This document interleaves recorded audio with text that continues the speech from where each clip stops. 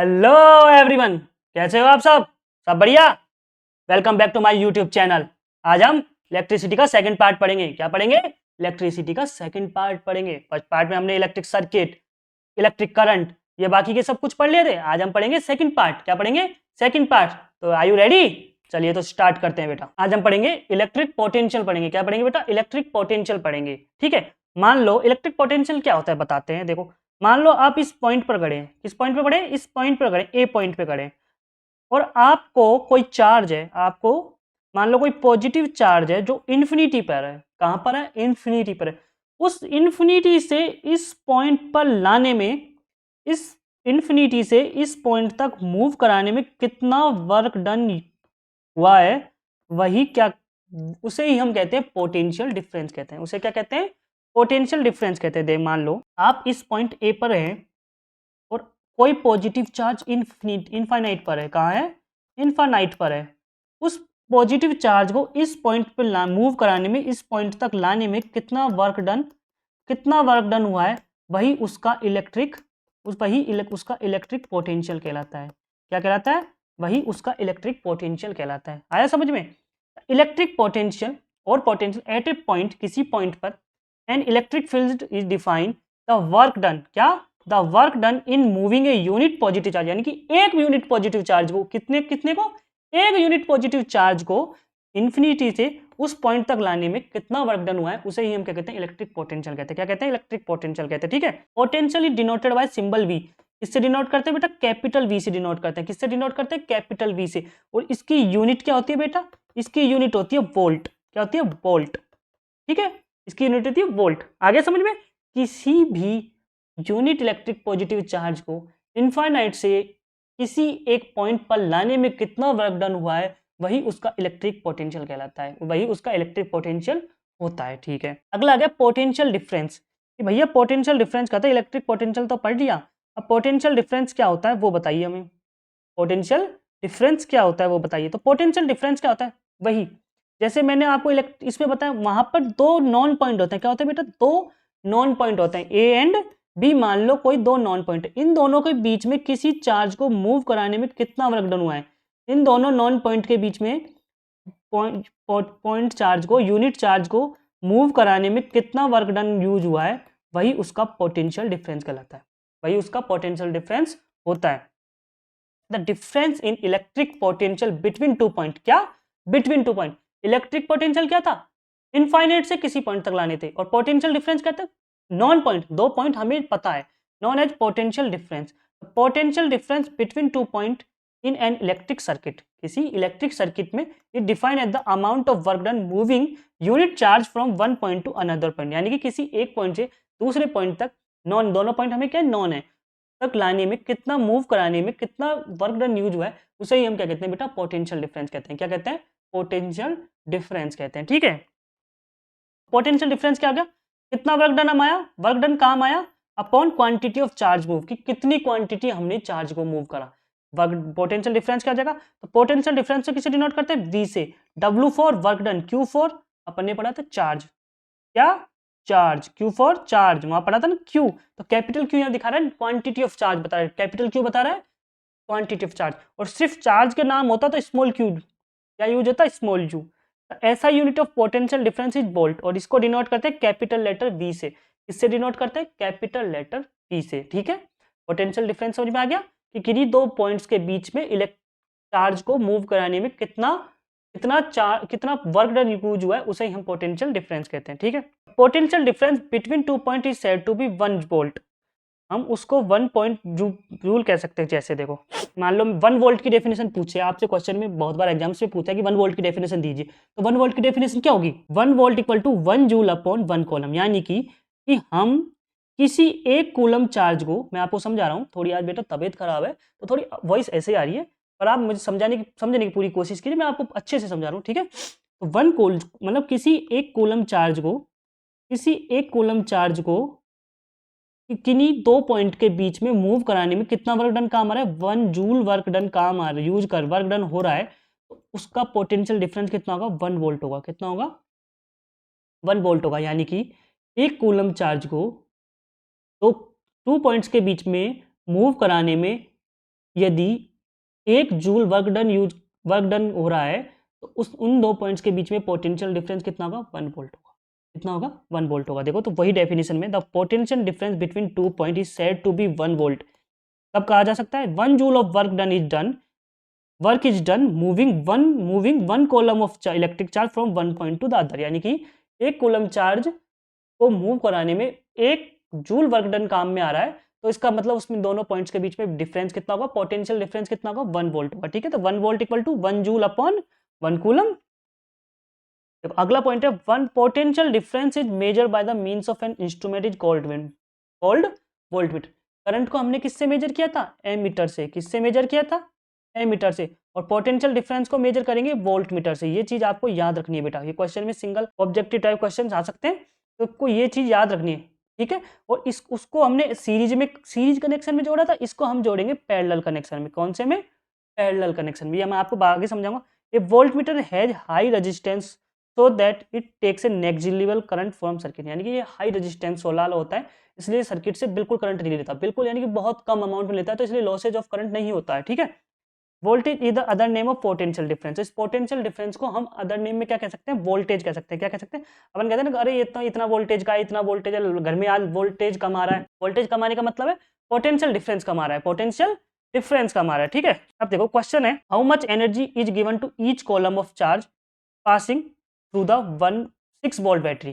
यानी एनसीईआरटी का क्वेश्चन बेटा, एनसीईआरटी का क्वेश्चन है। ठीक है, देखो अब वो बोल रहा है 6 वोल्ट बैटरी, यानी कि हमें पोटेंशियल डिफरेंस दे रखा है। पोटेंशियल डिफरेंस दे रखा है, potential difference V equal to कितना दे रखा है? 6 वोल्ट दे रखा है, 6 वोल्ट दे रखा है। ठीक है, अब उसने बता दिया कि एनर्जी निकालनी है। एनर्जी का मतलब हमें जूल निकालना है। क्या निकालना है? जूल। तो मतलब हमें वर्क डन निकालना है, वर्क डन निकालना है। ईच कॉलम मतलब एक चार्ज है, यानी कि हमें क्वांटिटी ऑफ चार्ज कितनी दे दी? 1 कूलम दे दी। ठीक है, तो हमें क्या, हमने अभी हमने फॉर्मूला पढ़ा है, क्या फॉर्मूला पढ़ा हमने फॉर्मूला पढ़ा है V equal to W upon Q। तो हमें Q निकालना है, Q तो हमें दे रखा है, हमें निकालना है W। W निकालेंगे कैसे? W निकालेंगे तो क्या हो जाएगा बेटा? V multiply Q equal to W। V कितना दे रखा है? 6 वोल्ट। Q कितना दे रखा है? 1। W कितना हो जाएगा? W इक्वल टू हो जाएगा 6 जूल। कितना आ जाएगा बेटा? 6 जूल। तो आ गया। ईच कॉलम को यदि 6 वोल्ट की बैटरी से कनेक्ट करेंगे तो कितना वर्क डन होगा? 6 जूल होगा। कितना होगा? जूल। जूल यानी कि वर्क डन की या एनर्जी की वो होती है, यूनिट होती है। क्या होती है? यूनिट होती है। ठीक है, अगला हमारे आ गया ओम्स लॉ। अगला हमारे क्या आ गया बेटा? ओम्स लॉ आ गया। ये इस चैप्टर का इंपॉर्टेंट पार्ट है, ये इस चैप्टर का इंपॉर्टेंट पार्ट है ओम्स लॉ। ठीक है, Ohm's law simple, ohms law क्या बताता है बेटा?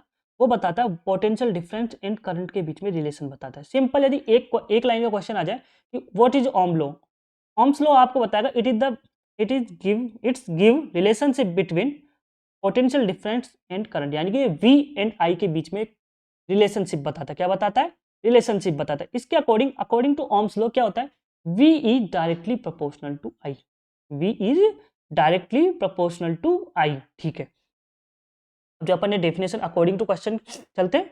Ohm's law gives relationship between current यानी कि I एंड पोटेंशियल डिफरेंस यानी कि V, I एंड V के बीच में ये रिलेशनशिप बताता है। ठीक है, according to Ohm's law at constant temperature. ये लाइन आपको याद रखनी है बेटा।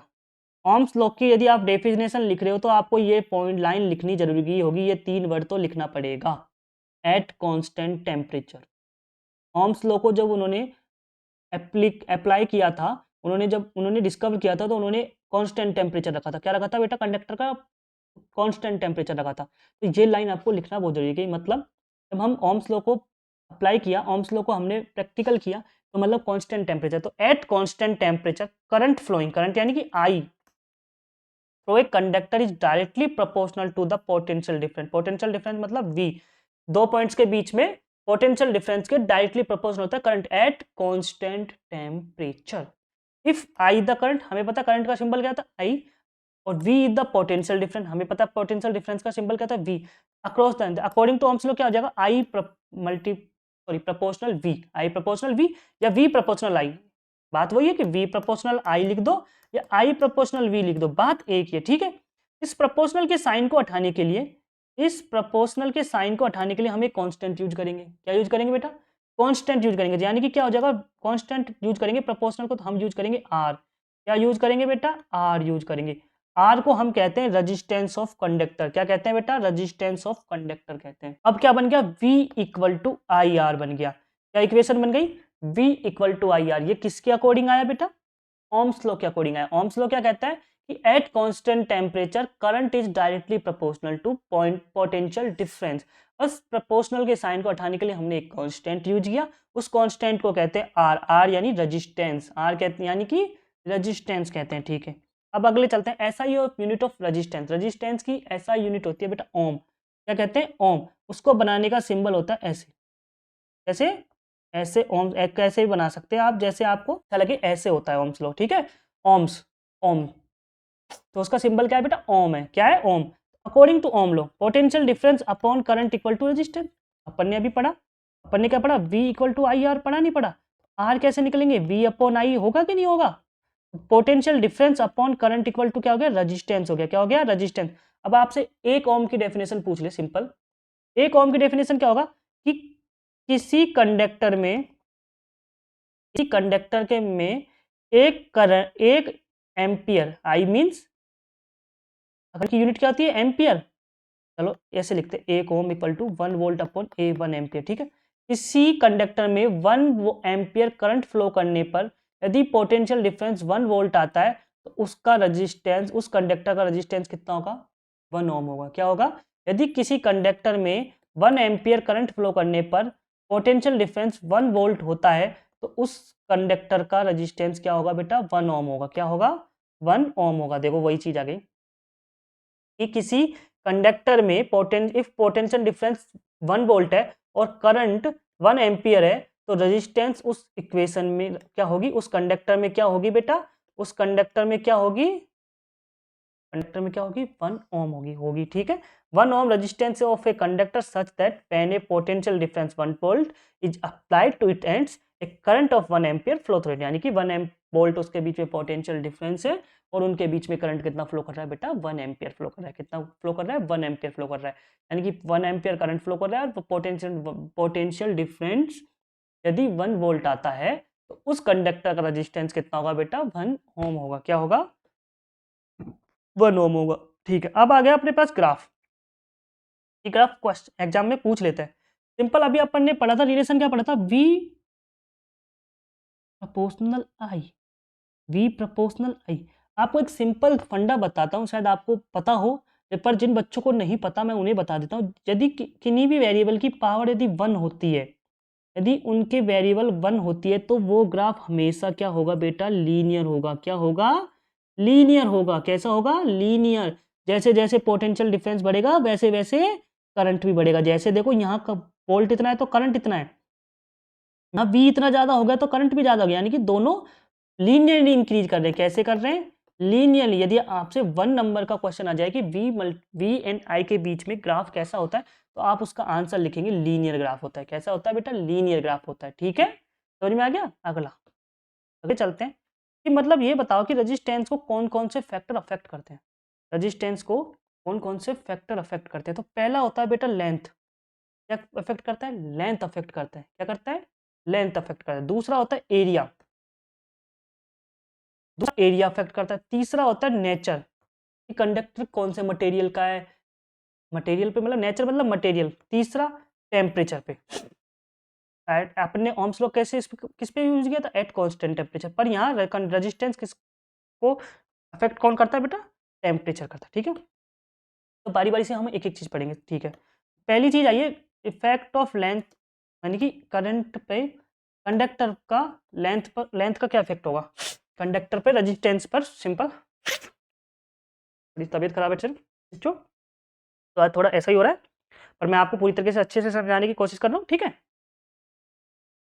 टैबलेट लेंगे, दवाई सही लेंगे, पर आपको आपकी पढ़ाई पर बिल्कुल असर नहीं होने देंगे, ठीक है। तो उसने बोला लेंथ का रेजिस्टेंस पे क्या डिफरेंट, क्या अफेक्ट पड़ता है?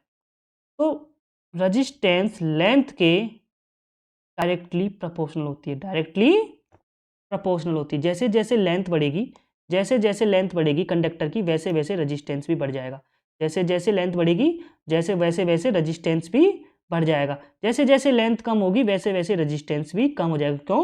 क्योंकि वो डायरेक्टली प्रोपोर्शनल है। कैसे है वो बेटा? डायरेक्टली प्रोपोर्शनल है। डायरेक्टली प्रोपोर्शनल का मतलब है इनके बीच में कैसा रिलेशन है? लीनियर रिलेशनशिप है। कैसा रिलेशनशिप है? लीनियर रिलेशनशिप है। सेकंड आ गया बेटा, ये बताओ कि भैया चलो लेंथ का तो डायरेक्टली प्रोपोर्शनल है, एरिया से, एरिया पे कैसे अफेक्ट करता है? तो रेजिस्टेंस एरिया के इनवर्सली प्रोपोर्शनल होता है। कैसे होता है बेटा? इनवर्सली प्रोपोर्शनल होता है। यदि एरिया बढ़ेगा तो रेजिस्टेंस कम होगा। जैसे जैसे मतलब अब इस एरिया में थोड़ा सा और इलेबरेट करते हैं इसको। देखो वायर ये होता है, वायर आपने हमेशा देखा है वायर कैसा होता है? सर्कुलर होता है। वायर कैसे होता है? हमेशा कैसे होता है बेटा? सर्कुलर शेप में होता है नहीं, गोल होता नहीं होता। तो यानी कि ए क्या हो गया? सर्कल का एरिया क्या होता है? पाई आर स्क्वायर। सर्कल का एरिया क्या होता है? पाई आर स्क्वायर होता है। क्या होता है? या अपन ऐसे लिख सकते हैं pi D square by 4, D 4 dia, R 4 radius. तो देखो पाई कांस्टेंट और 4 कांस्टेंट, तो आर किसके प्रोपोर्शनल हो गई?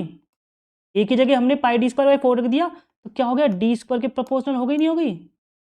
डी स्क्वायर के प्रोपोर्शनल हो गई नहीं हो गई? तो यहाँ पर ये भी लिख सकते हैं are is directly proportional 1/d², 1/d²। यानी कि जैसे जैसे वायर यानी कि कंडक्टर की डायामीटर बढ़ेगी, वैसे वैसे रेजिस्टेंस क्या होगा? कम होगा। जैसे जैसे थिकनेस ऑफ, मतलब डायामीटर मतलब थिकनेस, यदि हम मोटा तार लेंगे, जितना हम ज्यादा मोटा तार लेंगे उसका रेजिस्टेंस उतना कम हो जाएगा, उतना रेजिस्टेंस क्या हो जाएगा? कम हो जाएगा। बेटा समझ में आ गया कि रेजिस्टेंस क्या होता है? जैसे जैसे थिकनेस बढ़ेगी, जैसे जैसे उसकी मोटाई बढ़ेगी कंडक्टर की, वैसे वैसे उसका रेजिस्टेंस कम हो जाएगा। रेजिस्टेंस का मतलब होता है बेटा अपोज ऑफ करंट, यानी कि करंट को अपोज कितना कर रहा है। यदि रेजिस्टेंस कम होगा, इसका मतलब उसमें करंट अच्छा फ्लो करेगा। करंट क्या करेगा बेटा? अच्छा फ्लो करेगा। ठीक है, आपको मैं एक चीज बताता हूँ, V इक्वल टू आई, आपने क्या पढ़ा था? V अपॉन आई पढ़ा था। अब देखो R यदि कम होगा, यानी कि I क्या कर रहा है? ज्यादा फ्लो कर रहा है, नहीं कर रहा? R कम हो रहा है मतलब I ज्यादा फ्लो कर रहा है, कर रहा है नहीं कर रहा? आई ज्यादा फ्लो कर रहा है, तो इसका मतलब यदि थिकनेस ज्यादा करेंगे तो रेजिस्टेंस कम होगा। रेजिस्टेंस कम होने से मतलब है कि उसमें करंट अच्छा फ्लो करेगा, करंट ज्यादा फ्लो करेगा। ठीक है, तो आप समझ में आ गया। एरिया से, एरिया क्या होता है? इनवर्सली प्रोपोर्शनल होता है। यानी कि जैसे जैसे उसकी थिकनेस बढ़ेगी, जैसे जैसे उसका एरिया बढ़ाएंगे, उसमें कंडक्टर का रेजिस्टेंस क्या हो जाएगा बेटा? कम हो जाएगा। क्या हो जाएगा? कम हो जाएगा। अगला थर्ड पॉइंट कि नेचर का क्या इफेक्ट पड़ता है। भैया हमें ये बताओ कि आपने अब तक ये तो डायरेक्टली प्रोपोर्शनल और डायरेक्टली इनवर्सली प्रोपोर्शनल कर दिया, पर नेचर का क्या डिफरेंस करता है? बेटा नेचर से मतलब उसकी प्रॉपर्टी पे डिपेंड करता है कि वो कंडक्टर कौन से मटेरियल का है। जैसे मैं आपको एग्जांपल दूं, यदि कुछ मटेरियल्स का क्या होता है, हाई रेजिस्टेंस होता है, और कुछ मटेरियल्स का क्या होता है? लो रेजिस्टेंस होता है। जैसे हमने यहाँ पे दो एग्जांपल ले रखा है, जैसे एक तो कॉपर का एग्जांपल ले रखा है और एक ले रखा है नाइक्रोम का ले रखा है। क्या ले रखा है? नाइक्रोम का ले रखा है। तो हम जानते हैं कि रेजिस्टेंस ऑफ नाइक्रोम क्या होता है? कॉपर से बहुत ज्यादा होता है। रेजिस्टेंस ऑफ नाइक्रोम का क्या होता है? कॉपर से बहुत ज्यादा होता है। यदि रेजिस्टेंस ज़्यादा है, इसका मतलब उसमें करंट क्या होगा? कम फ्लो करेगा। तो यानी कि यदि रजिस्ट, तो उसके ऊपर डिपेंड करता है, किसके? मटेरियल के ऊपर डिपेंड करता है कि वो मेटल, मेटल के ऊपर डिपेंड करता है। तो नेचर का मतलब है कि वो नेचर ऑफ मटेरियल पर डिपेंड करता है कंडक्टर की, कंडक्टर कौन से मटेरियल का बना हुआ है। यदि वो लो रेजिस्टेंस मटेरियल का बना हुआ है तो मतलब उसमें रेजिस्टेंस कम, तो हाई रेजिस्टेंस मटेरियल का बना हुआ है तो उसमें रेजिस्टेंस यानी कि हाई। ठीक है, ज्यादातर कॉपर क्या होता है बेटा? लो रेजिस्टेंस होता है, इसलिए हम वायर्स में कौन सा मटेरियल यूज करते हैं? कॉपर वायर यूज करते हैं। हम कहते हैं ना कॉपर वायर यूज करा करो, कॉपर। क्यों? क्योंकि उसका रेजिस्टेंस क्या होता है बेटा? कम यूज करते हैं, उसमें लॉसेज ऑफ करंट, ये बेटा आगे की पढ़ने की चीज है। पर रेजिस्टेंस कम होगा इसका मतलब क्या होगा? मैं आपको फिर भी समझा देता हूँ, सिंपल बेसिक में पढ़ा देता हूँ कि रेजिस्टेंस कम होने का मतलब है उसमें करंट बहुत ज्यादा फ्लो कर रहा है। करंट उसमें क्या कर रहा है? ज्यादा फ्लो कर रहा है। करंट ज्यादा फ्लो कर रहा है, इसका मतलब लॉसेज ऑफ करंट क्या है? कम है। लॉसेज ऑफ करंट फ्लो है तो मतलब अच्छा है अपने लिए। क्या है? अब ऐसे इंडिविजुअली डोमेस्टिक यूज के लिए अच्छा है, तो इसलिए हम क्या कहते हैं कि कॉपर वायर यूज किया करो। क्या यूज किया करो? कॉपर वायर यूज करो। तो मैं आपने क्या क्या लिख रखा है मैं आपको बताता हूँ। देखो, इलेक्ट्रिक रेजिस्टेंस ऑफ कंडक्टर या वायर से a wire depends on nature of the material of which it is made. Some material have low resistance whereas other have high resistance, यानी कि कुछ का low resistance होता है और कुछ का high resistance होता है। For example, if we take two similar wire, same diameter की, सेम लेंथ की हमने वायर ले ली, यानी इक्वल लेंथ के और इक्वल डायमीटर के हमने सेम वायर लिए। एक लिया हमने कॉपर, एक लिया हमने नाइक्रोन अलॉय का। We will find that resistance of nichrome wire is about 60 time more than copper wire. यानी कि नाइक्रोम वायर का रेजिस्टेंस क्या था? सेम डायमीटर सेम लेंथ थी, पर नाइक्रोम वायर का क्या था? रेजिस्टेंस क्या था? 60 टाइम, यानी 60 गुना ज्यादा आ रहा था। This show that resistance of conductor depends on the nature of material of the conductor. ठीक है, मतलब कि रजिस्टेंस किस पे डिपेंड करता है, नेचर ऑफ मटेरियल पे डिपेंड करता है कि वो कौन से मटेरियल का डिपेंड। और फोर्थ हमने पढ़ाई था कि टेम्परेचर, टेम्परेचर तो बहुत इंपॉर्टेंट था। एट कांस्टेंट टेम्परेचर में हमने ओम्स लॉ अप्लाई किया, ओम्स लॉ को डिस्कवर किया था, ठीक है। इट इज फाउंड यदि हम टेम्परेचर को ज़्यादा बढ़ाएंगे, टेम्परेचर को ज़्यादा बढ़ाएंगे तो बेटा रेजिस्टेंस भी ज़्यादा होगा, रेजिस्टेंस भी क्या होगा, ज़्यादा होगा।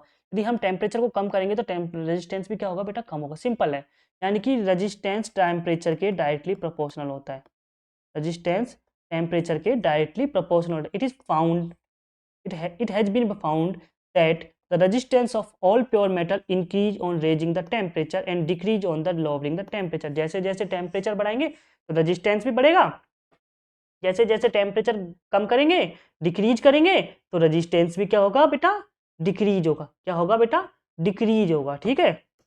अगला अगला है बेटा रजिस्टिविटी। अगला क्या है, रजिस्टिविटी। हमने अभी तक पढ़ा फर्स्ट, अभी जो भी पढ़ा हमने, मैं आपको अभी जो अपने पिछला पढ़ा है उसी से रजिस्टिविटी डिपेंड करता है, उसी पे क्या डिपेंड करता है, रजिस्टिविटी डिपेंड करता है। अभी हमने पढ़ा R is directly proportional L होता है, नहीं होता, कि resistance is directly proportional to the length. पढ़ा नहीं पढ़ा, फर्स्ट जो अपन ने अभी 4 पॉइंट पढ़े थे कि रजिस्टेंस को कौन कौन अफेक्ट करते हैं, क्या क्या फैक्टर अफेक्ट करते हैं। तो फर्स्ट फैक्टर क्या था, रजिस्टेंस को लेंथ अफेक्ट करता है, तो उसमें क्या था कि resistance is directly proportional to the length, to the length. It the resistance of given conductor is directly proportional to length, अभी पढ़ा। दूसरा अपन ने पढ़ा कि resistance is inversely proportional to the area, area मतलब cross section, area of cross section, पढ़ा था नहीं पढ़ा था, सेकंड हो गया। तो अब हम इनको क्या करते हैं, कंबाइन करते हैं, कंबाइन करते हैं। देखो ये करा R inversely proportional to L upon A, L upon A. इस इनवर्सली प्रोपोर्शनल का साइन यानी कि क्या आ गया, R inversely proportional to L upon A. इस प्रोपोर्शनल के साइन को हटाने के लिए हम क्या यूज करेंगे, कांस्टेंट यूज करेंगे। क्या यूज करेंगे, एक कांस्टेंट यूज करेंगे। उस कांस्टेंट को हम कहते हैं रो। क्या कहते हैं, रो। सॉरी, इसको थोड़ा बनाने का, इसको ऐसे बनाते बेटा, ऐसे बनाया रो, एल अपॉन ए, ये आ गया रजिस्टिविटी। अब यहाँ रो क्या है, रो को हम कहते हैं रो जो कांस्टेंट उसको हम कहते हैं resistivity of the conductor, resistivity of the conductor. तो अभी हमने क्या निकाला, R equal to rho multiply L upon A निकाला, निकाला। अब हमें रो निकालना है, क्या निकालना है हमें, अब हमें रो निकालना है। तो रो इक्वल टू क्या हो जाएगा, देखो ए तो ऊपर चल जाएगा, आर मल्टीप्लाई ए, एल नीचे आ जाएगा, यानी कि एल, यानी कि रो क्या हो गया, R A upon L, R A upon L. हो गया नहीं हो गया, तो देखो ये वही हो गया, यहाँ पर वही आया, क्या है, rho equal to R multiply A upon L. R यहाँ क्या है, रेजिस्टेंस ऑफ द कंडक्टर जो अभी अपन ने पढ़ा है, ए क्या है, area of cross section of the conductor, और एल क्या है, लेंथ ऑफ द कंडक्टर है, ठीक है।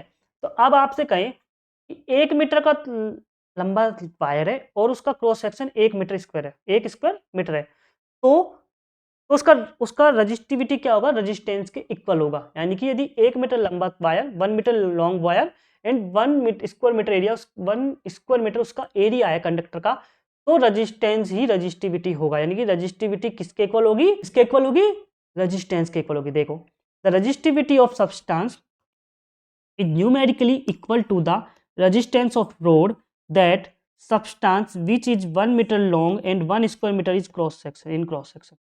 यानी कि 1 मीटर लॉन्ग वायर है और उसका क्रॉस सेक्शन भी 1 स्क्वायर मीटर है, तो रेजिस्टिविटी रेजिस्टेंस के इक्वल होगी। क्या होगी, रेजिस्टेंस के इक्वल होगी। आ रहा है समझ में, नहीं आ रहा, resistance of substance is numerically equal to, तो बेटा सेम लाइन आ गई। अगला है बेटा कि रेजिस्टिविटी की यूनिट क्या होगी, रेजिस्टिविटी की यूनिट क्या होगी, क्योंकि साइंस में और फिजिक्स में तो बहुत इंपॉर्टेंट है यूनिट, ठीक है।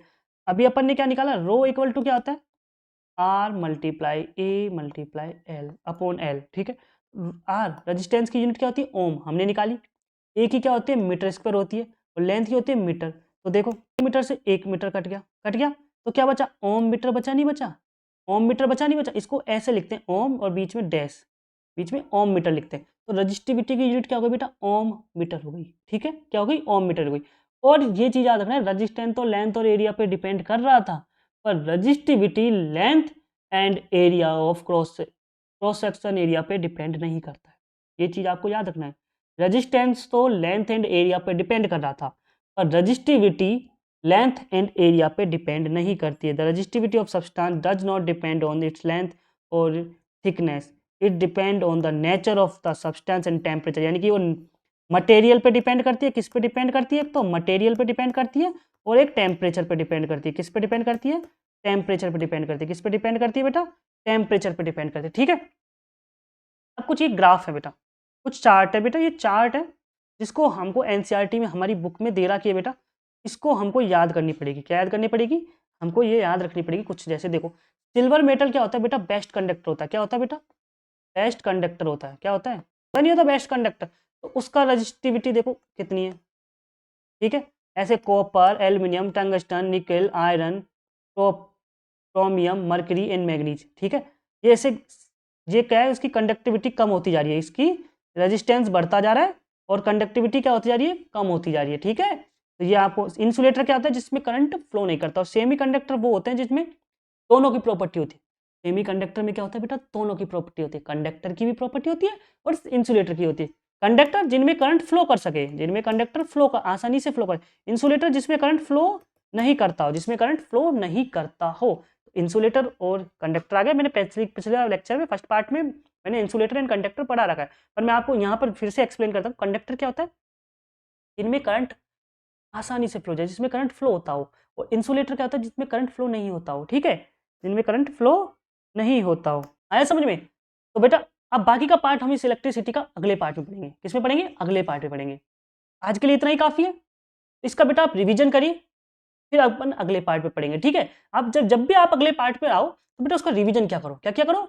रिवीजन क्या करो, क्योंकि जब से रिवीजन करोगे तो बेटा जब ये आपको आगे के पोर्शन पढ़ समझ में आएंगे। आप सोच सकते हो हम वीडियो देख लेंगे, पढ़ लेंगे, नहीं, पीछे का बेटा भूल जाते हो। तो साथ के साथ रिवीजन करते जाओ, साथ के साथ रिवीजन करते जाओ। और नेक्स्ट पार्ट को जब जब आपका पिछला पूरा रिवीजन हो जाए उसके बाद ही आप अगले पार्ट पे आया करो। ठीक है, तो आज के लिए इतना ही काफी है। अच्छा लगे तो लाइक करें, कमेंट करें, सब्सक्राइब करें। Thank you.